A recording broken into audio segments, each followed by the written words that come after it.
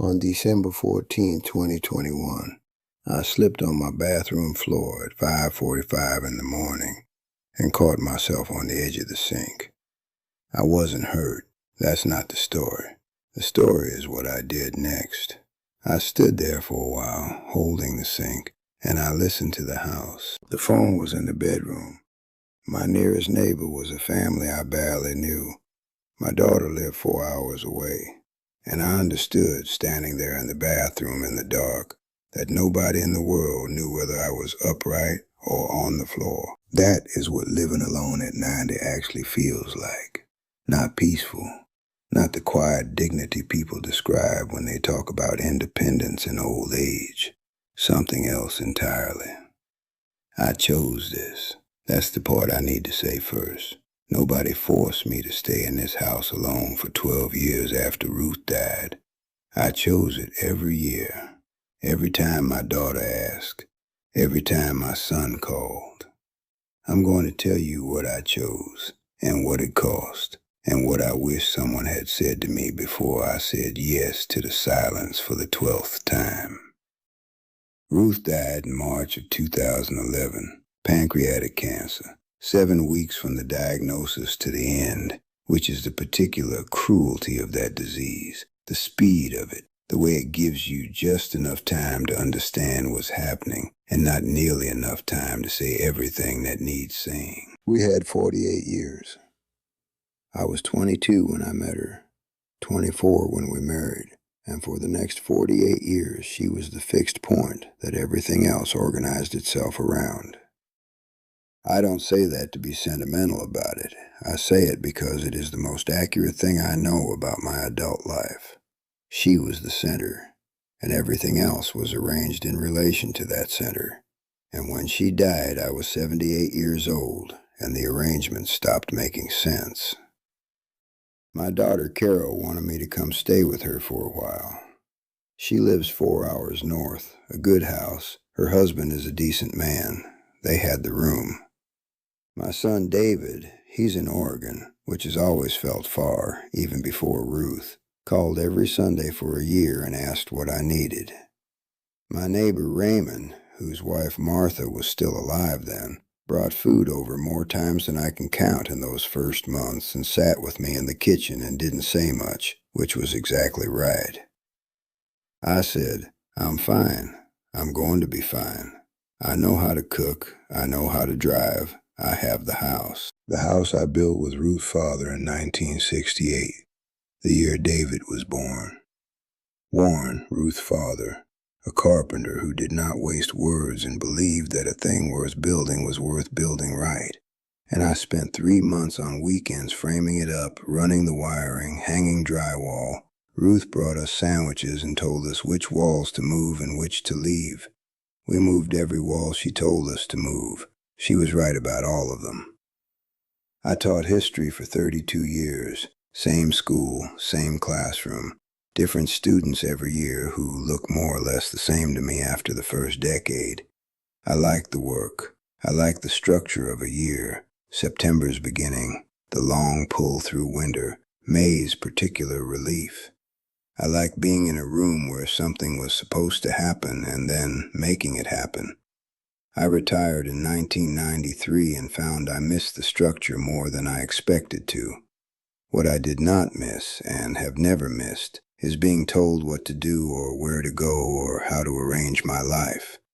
I am a man who has always found it easier to give help than to receive it.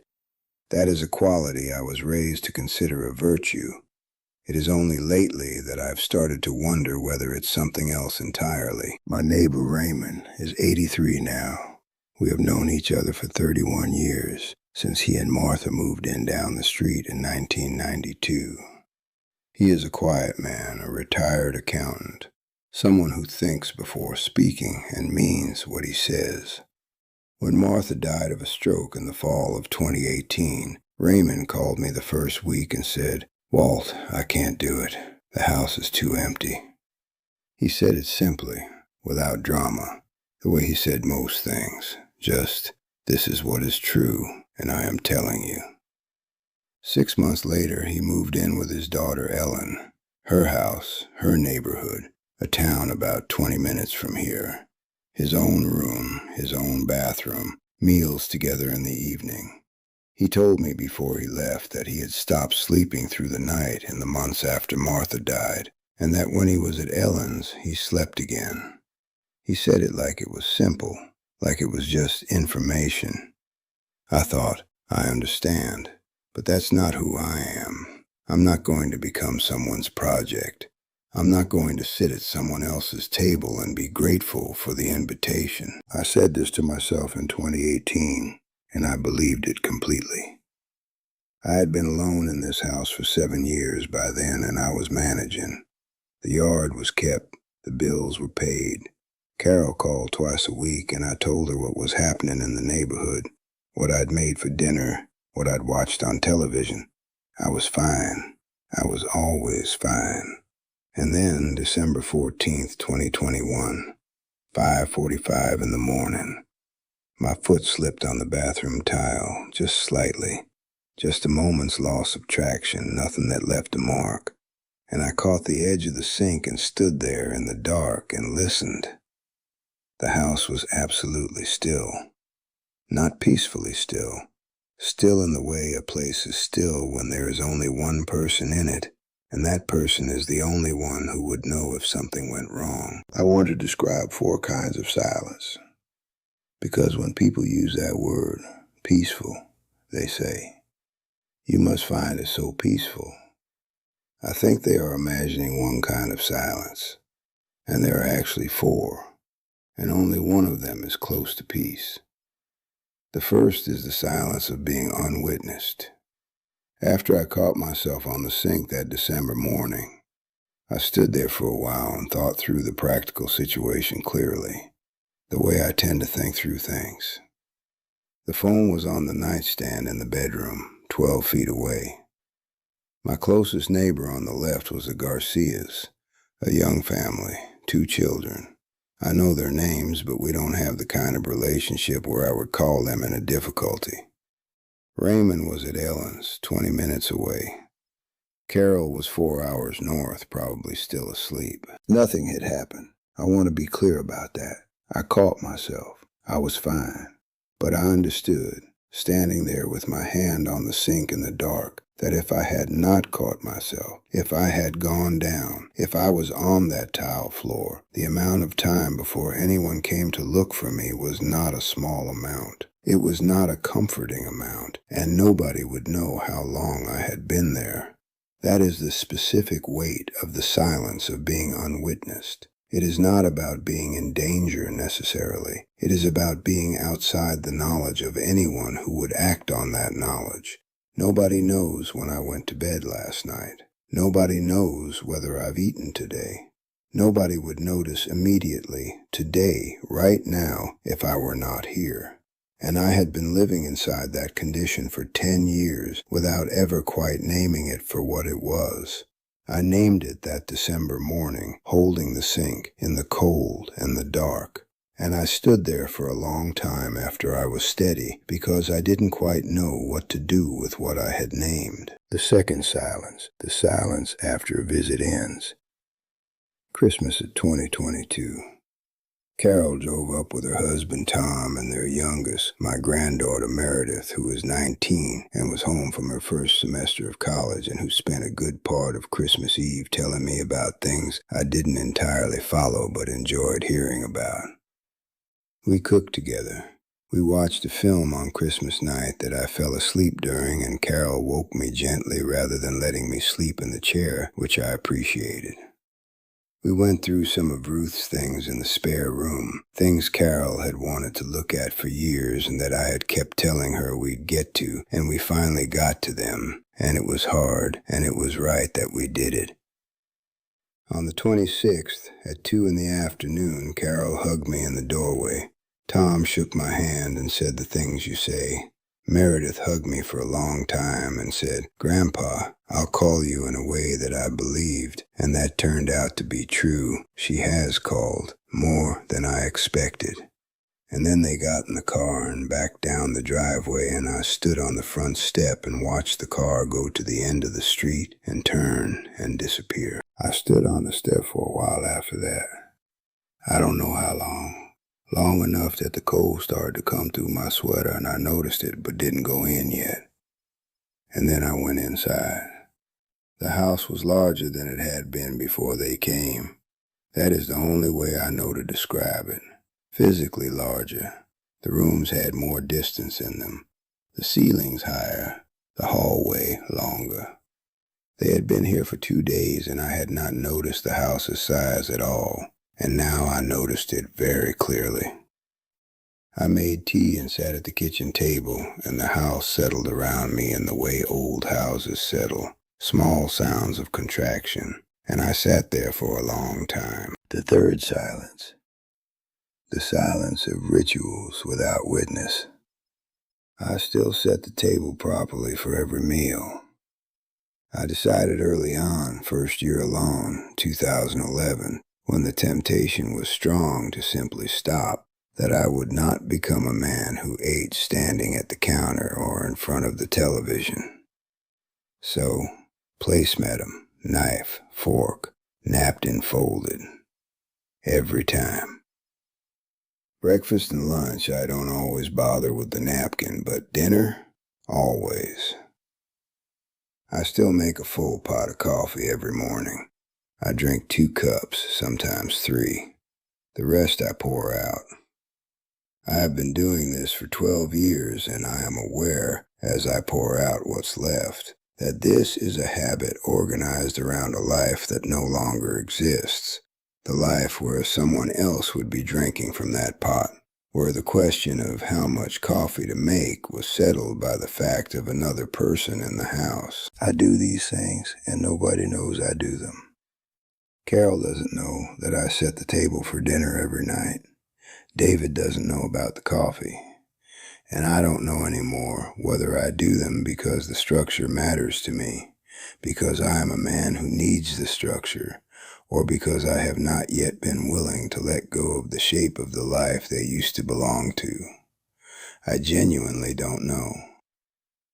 There is nobody to help me figure it out. The fourth silence, 3 in the morning. I have woken at 3 in the morning for most of my adult life. Ruth used to say I was a worrier in my sleep, and she was right. I surface from sleep at odd hours and lie there turning things over, and then eventually go back down.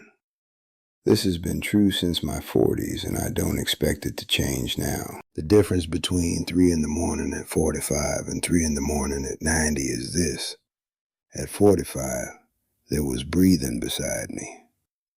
Ruth breathed in a particular way in deep sleep, slow, slightly audible, the breathing of someone who has fully let go of the day.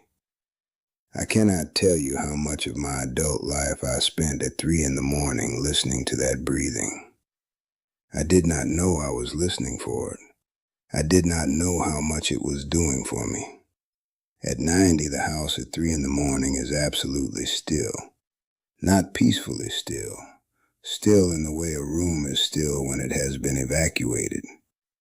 I lie there and I listen to nothing, and the nothing is so loud it has a frequency to it almost, a kind of pressure that I feel rather than hear.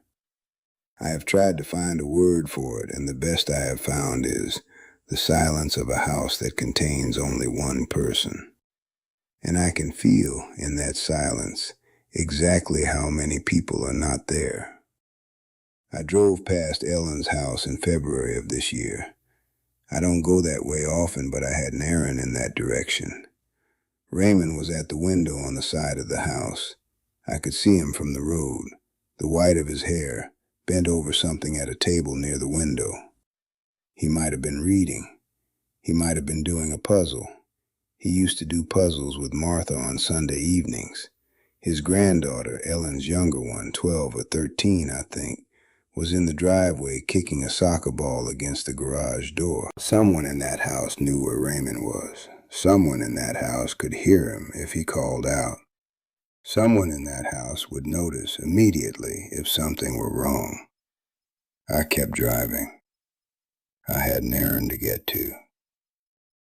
That Tuesday in March of 2023, I made chicken for dinner. Not complicated. I've been making chicken the same 3 ways for 50 years, and this was the simplest of them.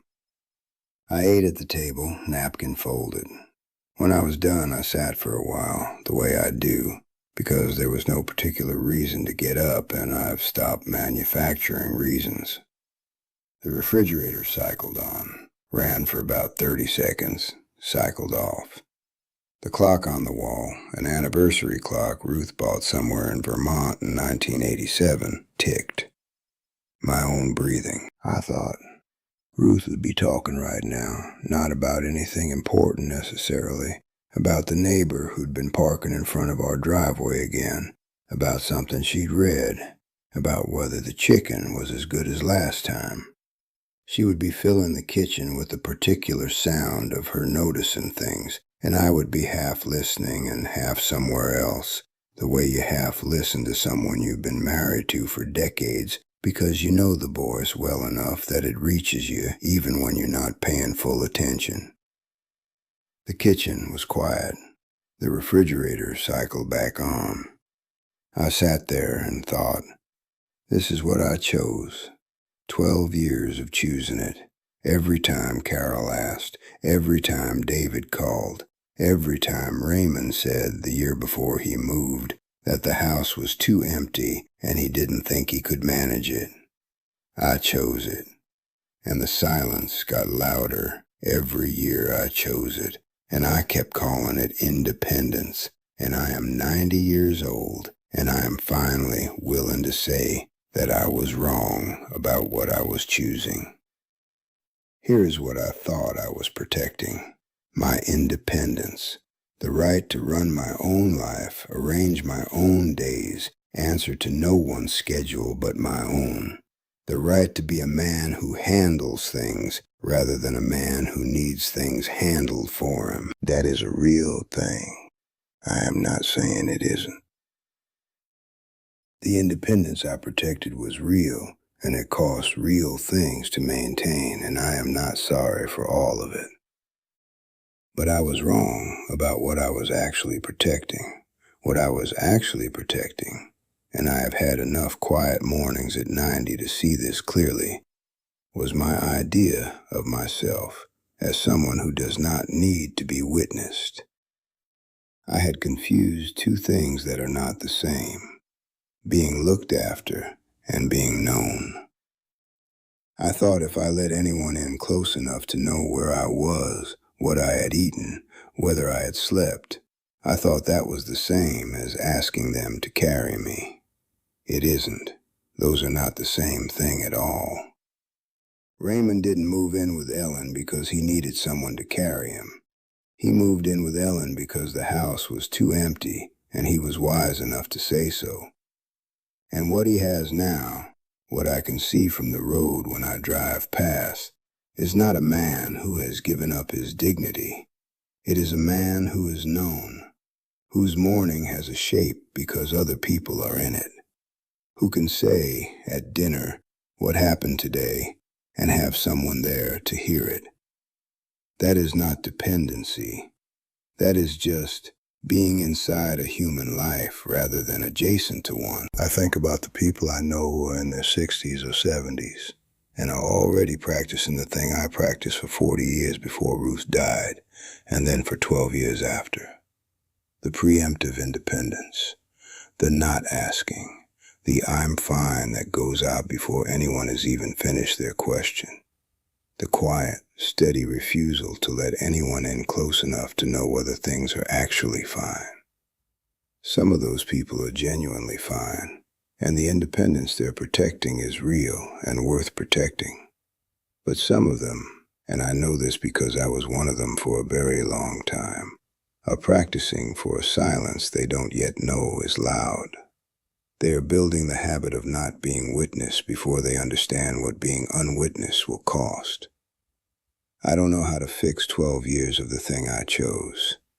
I am 90. There is a limited amount of rearranging I can do. Cal calls twice a week, and I have started telling her more, not because I need her to do anything, but because I have stopped believing that telling her is the same as burdening her. She wants to know. I spent 12 years assuming she was asking out of obligation. I think now she was asking because she loves me, and she wanted to know if I was actually fine. And I kept answering the surface of the question instead of the inside of it. I called Raymond last spring and told him about the bathroom floor. The December 2021 morning, the sink, the quiet house, all of it. He listened, and when I was done, he said, "I know. I had a morning like that in 2018, and that's when I called Ellen." He said it simply, not "told you so," not pity, just, "I know that morning. I know what it tells you." We talked for almost an hour. It was the longest conversation I'd had with another person since Christmas. Tonight, not next week, tonight, call someone. Not to ask for anything, not to report a problem. Call one person and tell them something that happened today, something small, and then ask them something about their day and mean the question. Give them the chance to know that you are here and take the chance to know that they are. That is not the same as asking for help. It is something different and something necessary, and it is, as far as I can tell at 90 years old, one of the things a life actually requires to feel like a life. Tell me in the comments, is there someone in your life right now who is saying "I'm fine" in a way that has started to worry you? Or are you the one saying it? Because I said it for 12 years. It was true, mostly. But the silence got louder every year I said it. And I wish someone had told me that the loudness was a signal, not a side effect. I would have listened earlier.